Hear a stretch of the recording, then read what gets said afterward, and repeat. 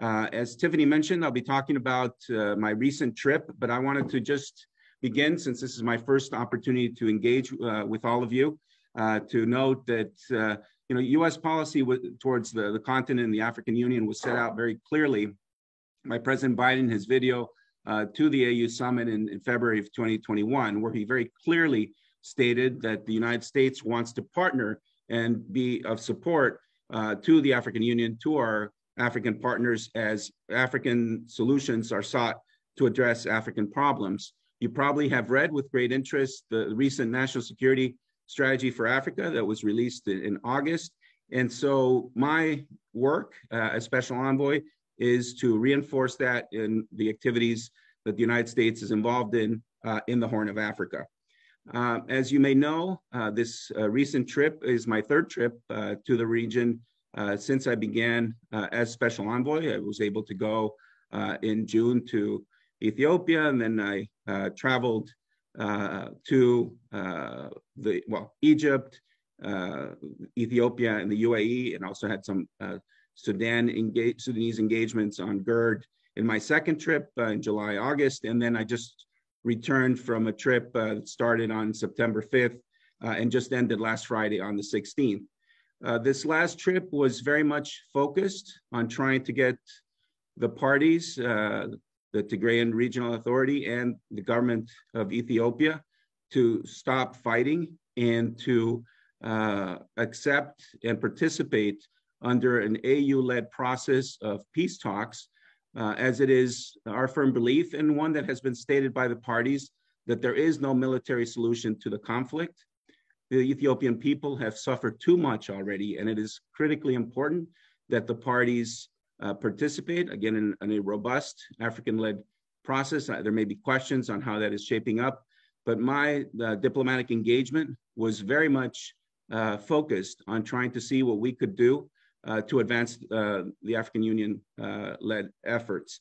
And specifically, while I was in Addis, I had the opportunity to engage with the senior-most levels of the Ethiopian government, to listen to their issues of concern, to try to work with the government in terms of how we could advance peace talks, and likewise was able to engage with the Tigrayan Regional Authority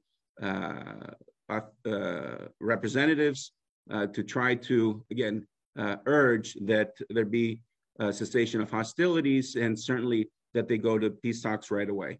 We had opportunities to engage with High Representative Obasanjo, together with my colleague, our very able and talented ambassador to the African Union, Jesse Le Pen, on multiple occasions. We also spoke with Chairperson Faki and his team, and had the opportunity to also engage my counterparts from the United Nations, the SRSG, Hannah Tete, as well as with the EU Special Envoy, Annetta Weber.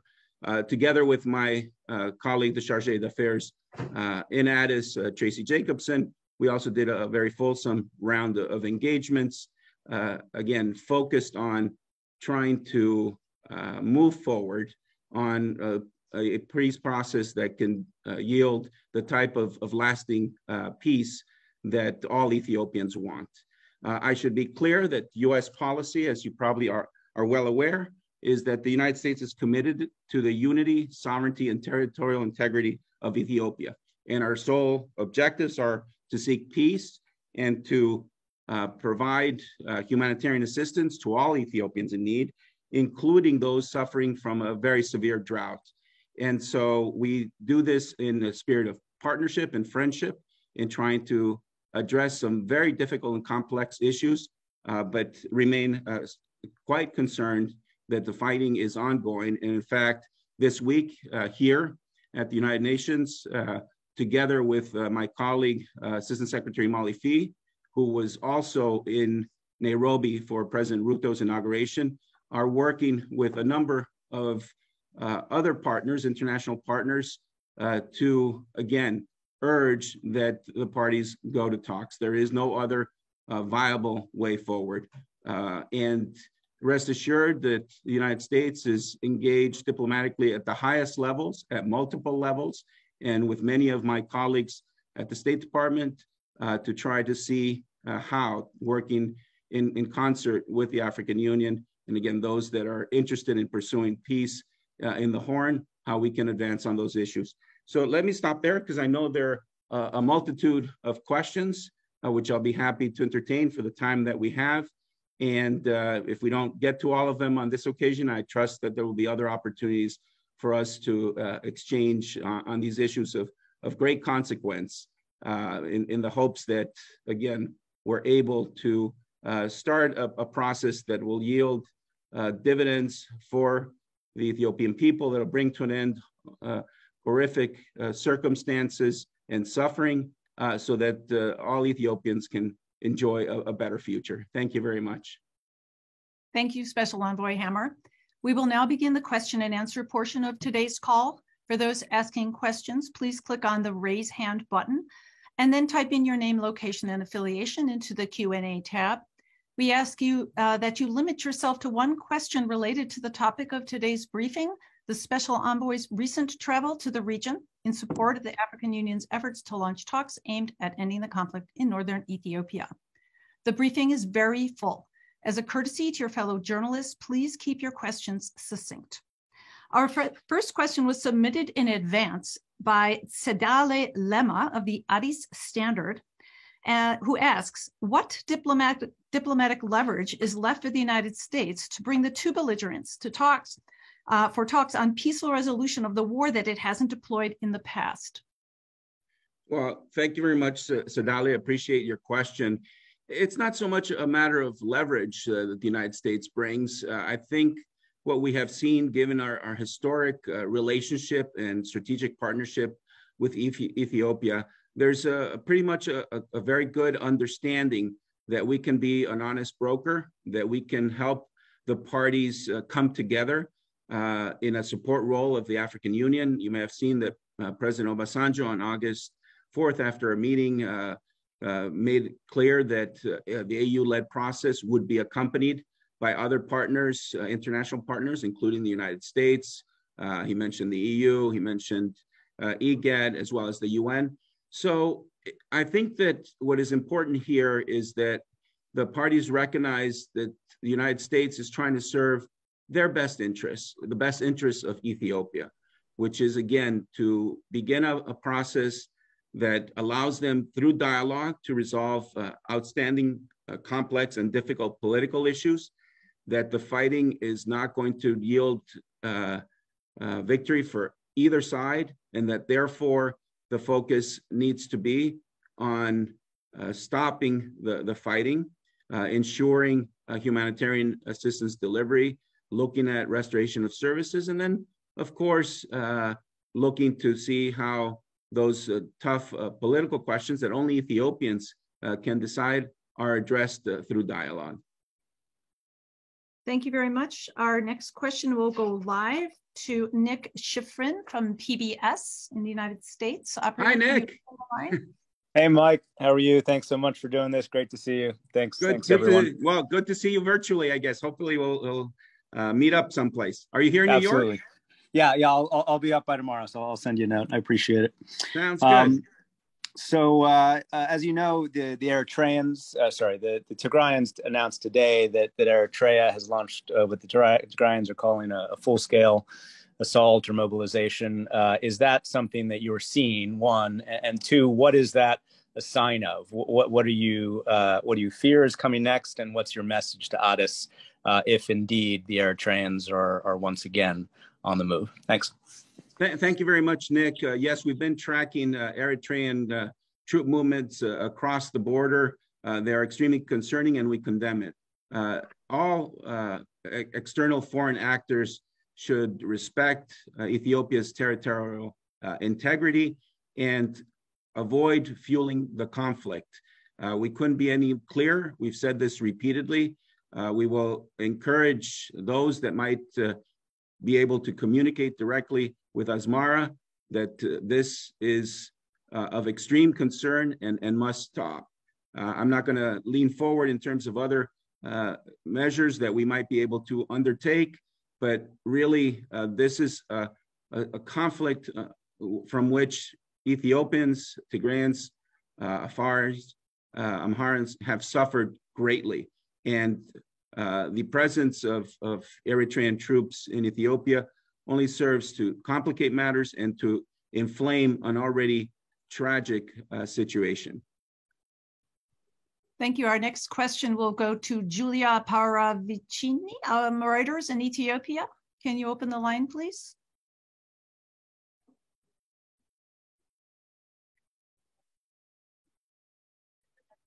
It's 611-525-5215.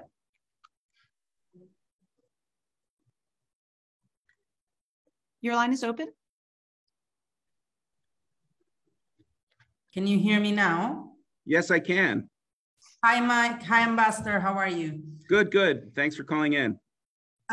So I have one question, which is whether you could confirm that talks between the parties took place in Djibouti, and if so, what was achieved?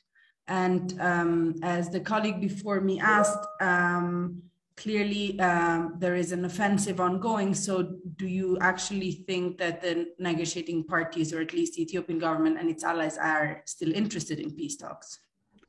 Let me answer the second part first.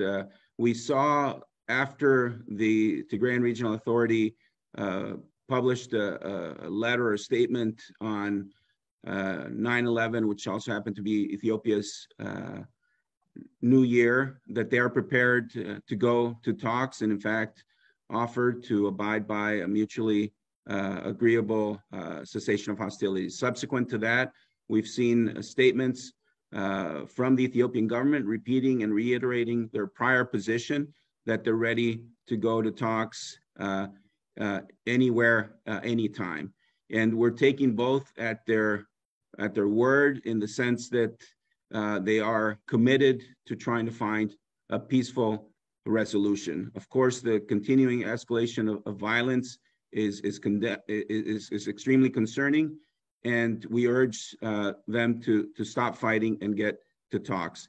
Regarding your first question, I appreciate the interest. As you will probably understand, the United States is very actively diplomatically involved in trying to bring the parties to talks, and I am not going to be in a position to share every element of our efforts, but rest assured, we are doing what we're doing in full expectation that the parties are wanting to find a way forward to get to dialogue.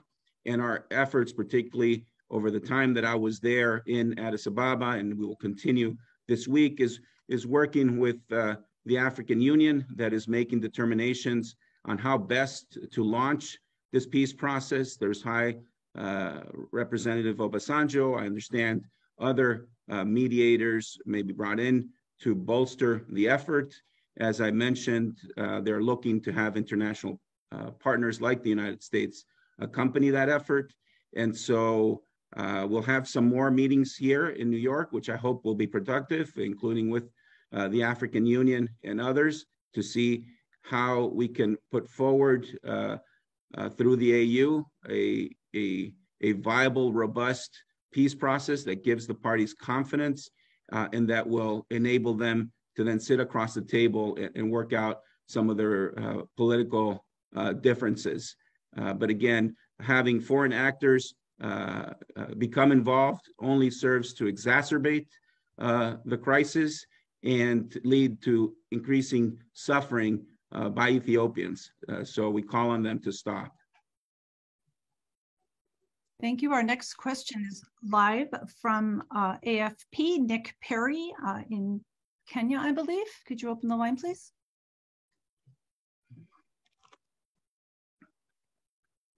Your line is open. Hi there. Can you hear me? Yes, we can. Hi, Nick. Hi. Yeah. Hi, Ambassador. Thanks very much for the briefing today. I did want to follow up with just generally, you've been meeting with the highest level of governments, but also officials in Tigray and international actors, the AU.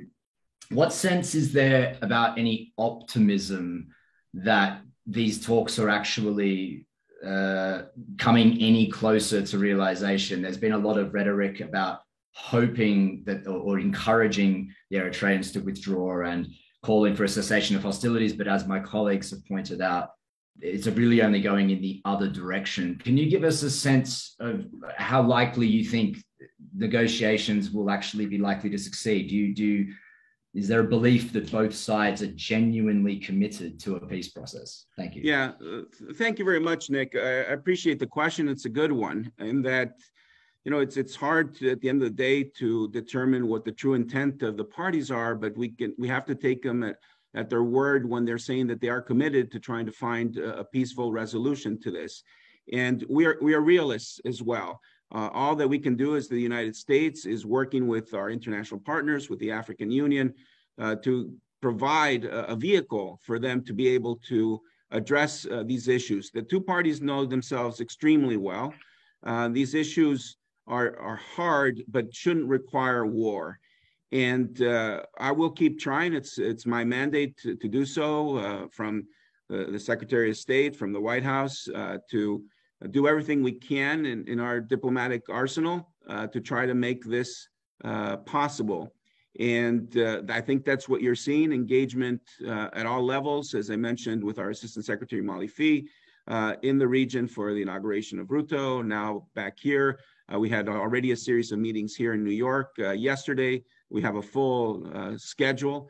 And so it's, you know, none of us has a crystal ball, and it's very difficult to predict. But what I can assure you is that we are intensely working on this issue with not only the parties, but in coordination with a number of our close partners and allies, both on the continent, in the region, and extending to Europe. And so I think you saw a lot of statements from other governments urging the same. I think there's a chorus of calls for peace talks to start, and we hope the parties will make the courageous decisions to stop the fighting on the battlefield, and to sit across the table for the good of all Ethiopians. And I think the more that they hear that there's international support for a robust process that can help deliver that peace, the more likely it is that hopefully they will abandon any thoughts of continuing to pursue their objectives through military means. Thank you. Our next question will go live to Mohammed Tawakel from Al Jazeera. Can you open the line, please? Jazeera.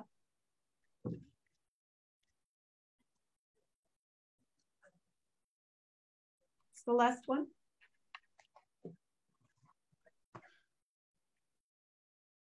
Thank you. Your line is open.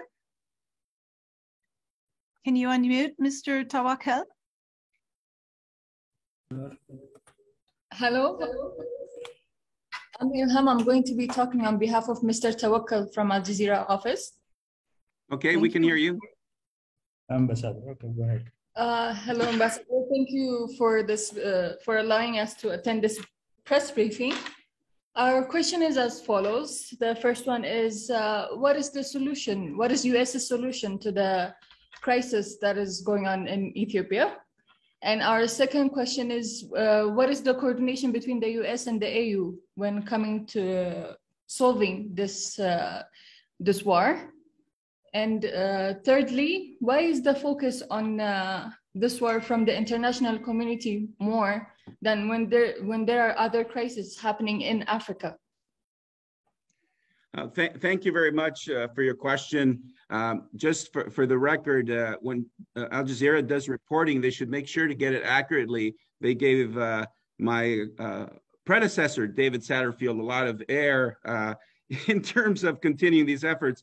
I love David, but he's retired, so now it's me. No, just in any case, this just puts a premium on making sure the reporting is factual and accurate, especially when it's easy to verify.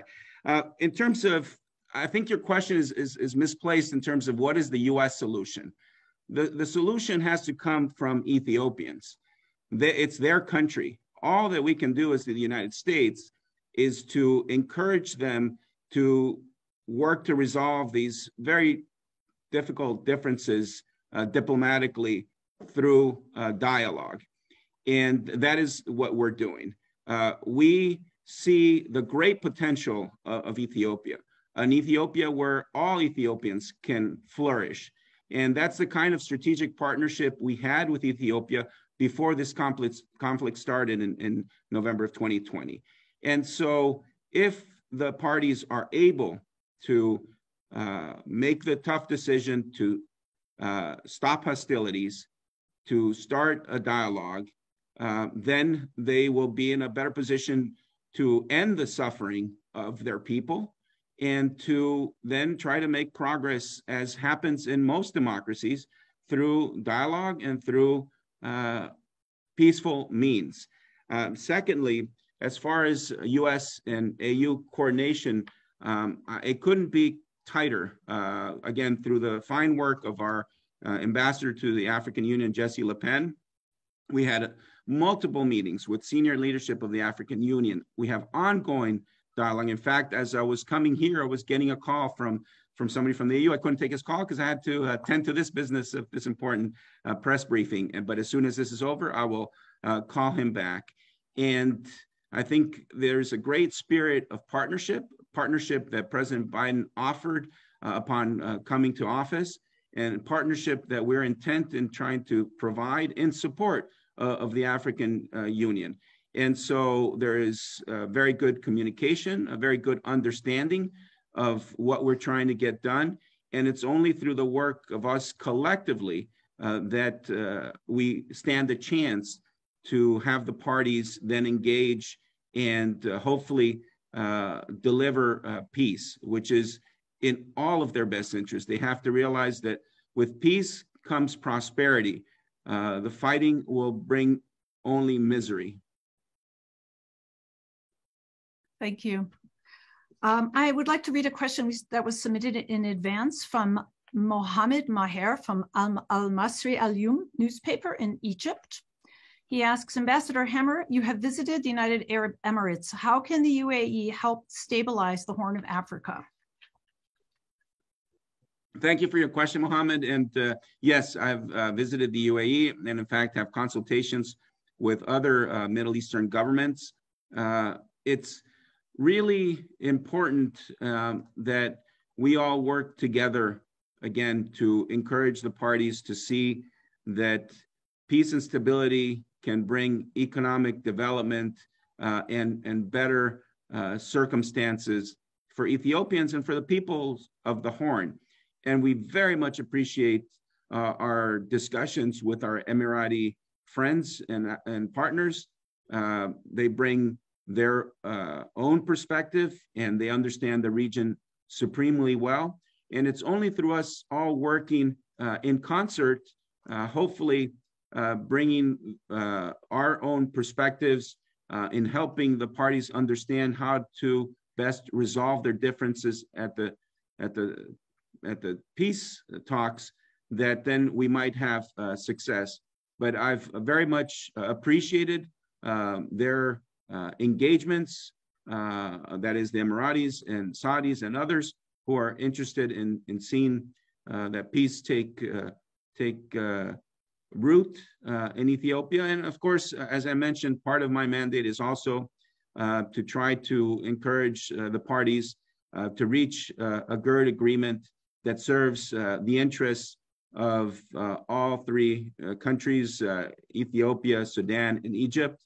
And again, such an agreement would also be something that would bring stability to the region and would be important in terms of providing opportunities for greater economic investment and development, which again serves all three countries. Thanks.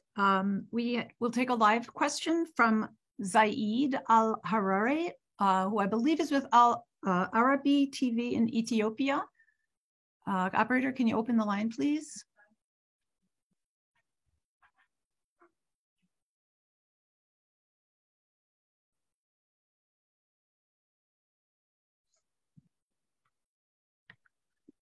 Yes, there you go. You can speak now. أنا أشكرك سعادة السفير على إتاحة هذه الفرصة، شكر موصول لجميع الإخوة والأخوات. سعادة السفير، حسب تطلعكم وتوجهكم إلى المنطقة واستمراركم في هذه المنطقة. I'm sorry, Mr. Al-Hari. If you would like to ask a question in Arabic, unfortunately, we can only accommodate written translation. So please write the question in Arabic in the Q&A and we'll read it out loud. Thank you very much. Next, we will go to Peter Fabricius from South Africa. Operator, can you open the line, please? Oh, hi. Thank you, Tiffany. Thank you, Ambassador Hammer.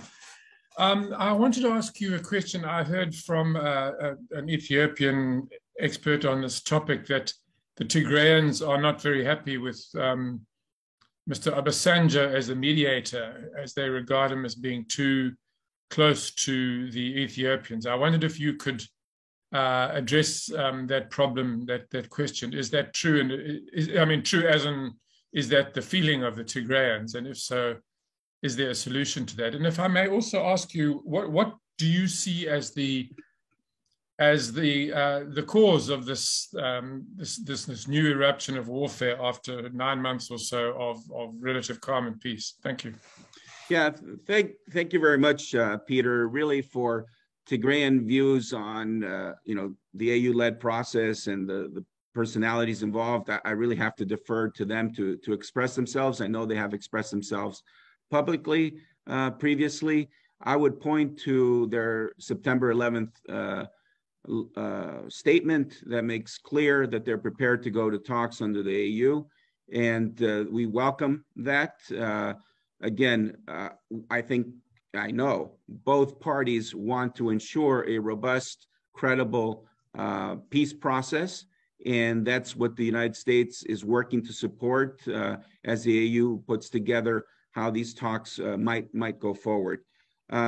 With regards to why the more recent outbreak of hostilities, again, I think that the parties remain in a stalemate, one that can only be resolved through talks, and unfortunately, hostilities resumed.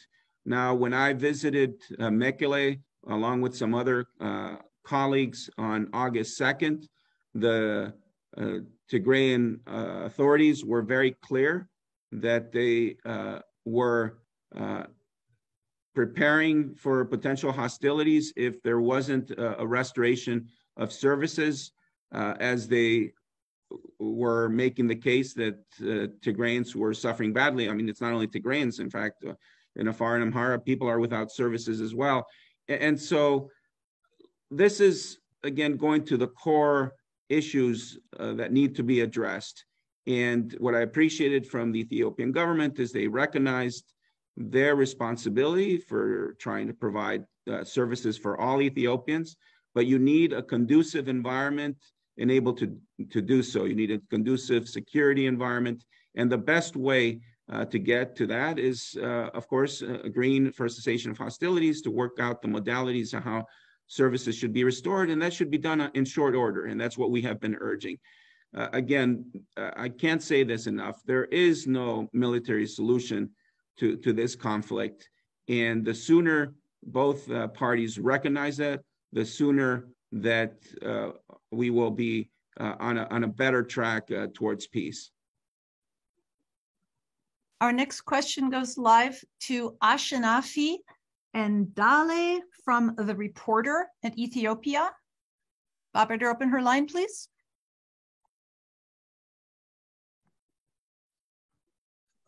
Hello, can you hear me? Not very well. Could you please speak up? Okay. Hello, Ambassador. Can you hear me now? A little bit better, yes.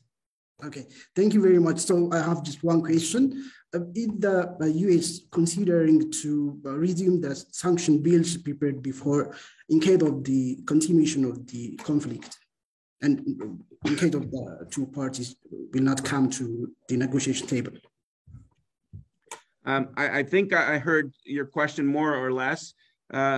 rest assured, again, the United States is looking at a range of options to encourage the parties to enter into peace talks. And I want to just focus on the positive that can come from it. And while, of course, there's always a sanctions option available, and we will not hesitate to sanction those that are deserving of being sanctioned, right now our very much of our focus is, again, on these intense diplomatic efforts that the AU is undertaking, that my colleagues, international colleagues, are undertaking, that we as the United States are undertaking, to, in a matter of hopefully a short order, begin those talks and get to the cessation of hostilities and ensure, again, a conducive environment for trying to resolve these matters peacefully. Next question is to Fred Harder, live from the Times of London in Addis. Operator, can you open the line, please?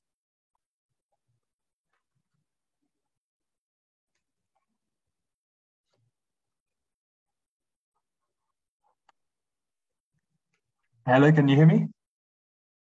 We can hear you, yes, Fred. Great, thanks very much for the briefing, Ambassador. My question follows on from some of the others. You said that both parties have expressed a preference for a robust peace process and that a conducive atmosphere needs to be made to restore services. I was just wondering if you could tell us in your discussions with both parties what appears to be the major obstacles right now towards getting to a cessation of hostilities and stopping the fighting. Yeah, thanks, Fred. It's a matter of trust, and trust. There's no confidence on either side that the other can be trusted.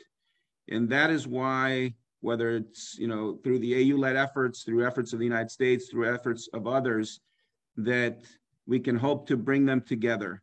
They're basically, the two sides were once family, and disputes between families can be very rough.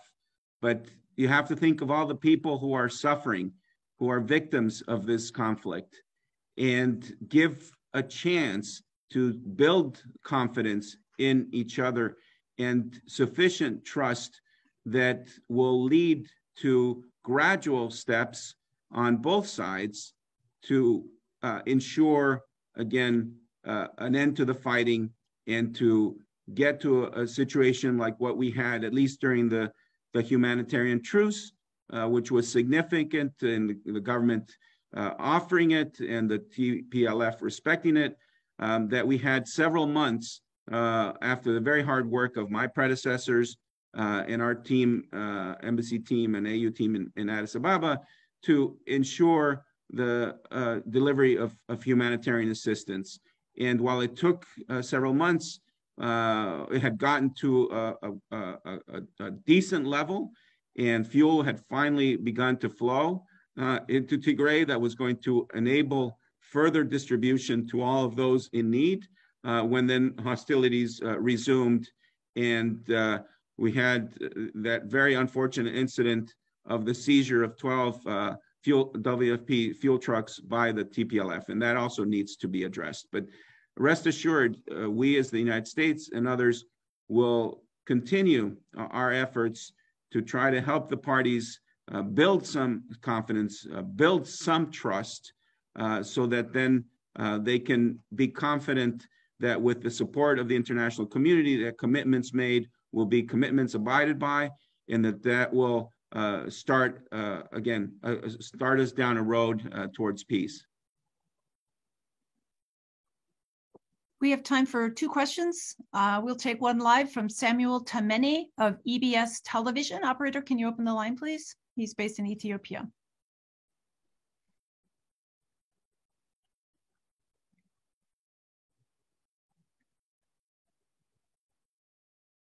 Samuel Tamene, if you can unmute yourself, you're open to talk.